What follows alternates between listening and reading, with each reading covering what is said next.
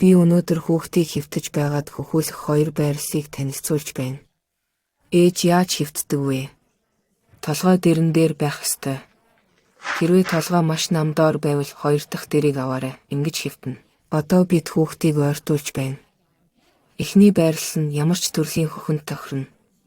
Хүүхдийг ойртуулж хүзүүг тохойн нугалаанд тавина. Цаашдаа бид хүүхдийг дээш доош нь хөдөлгөж хамар нь хөхний толгойн түвшинд байх үс болгох хэрэгтэй. Дараа нь бид хөхөө авч нугалаа хийнэ. Нугалааг бид үргэлж эндээс дээд талаас нь хийнэ.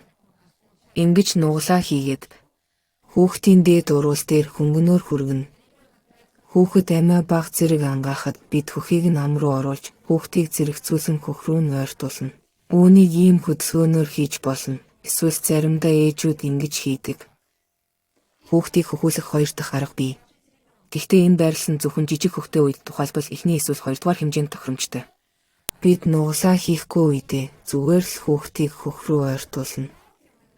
Хүүхэд хамраараа хөхний толгойг олж амаа бага зэрэг ангааж эхлэхэд нь бид түүнийг гүнээр хөх рүү нь шахаж өгнө.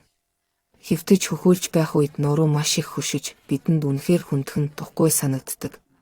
Дээд хөлийг урагш тавих нь маш их тус болдог.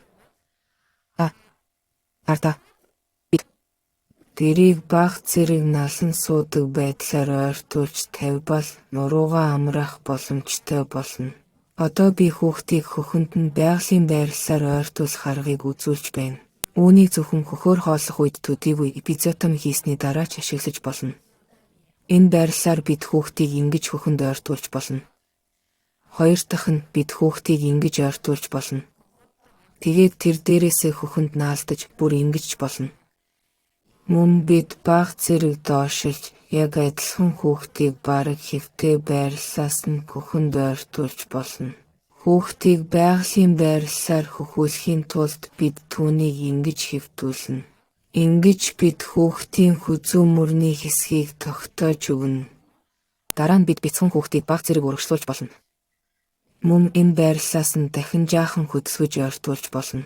Энэ үед анхаарах хэрэгтэй зүйл бол миний гар хүүхдийн хүзүү мөрний хэсгийг үргэлж тогтоон барьдаг. Аль ч байрлалд байлаач тогтоож өгнө. Харин сууж байхдаа хүүхдийг хөхөнд хэрхэн ойртуулах вэ? Ихэвчлэн ээжийг орон дээр сууцуулж хөхүүлдэг. Энэ үед хамгийн чухал нь дэрнүүдийг зөв байрлуулж танд тухтай байх нөхцөлийг бүрдүүлэх явдал юм. Гар унжиж ядархаас сэргийлэхийн тулд өөр дээрээ дэр тавьбал маш тохиромжтой. Тэгээд бид хүүхдийг ингэж авч дэрэн дээр тавина. Ингэснээр гар маань унжихгүй. Бид хүүхдийг тэврэн барьж байна. Дахин хэлэхэд хүүхдийн хүзүү мөрний хэсгийг бид тогтоон барьж байна. Хүүхдийг бид ингэж тэвэрч хөх рүү нь ойртуулж чаддаг байх ёстой. Дээд уруулаар нь зөөлөн хүргэж өгнө. Хүүхэд амаа бага зэрэг ангаалгадаг. Хамар нь хөхний толгойн түвшинд байна. Бяцхан хүүхэд толгойгоо бага зэрэг хойш налуулдаг. Тэгээд бид хүүхдийг хөхөнд ойртуулж өгнө.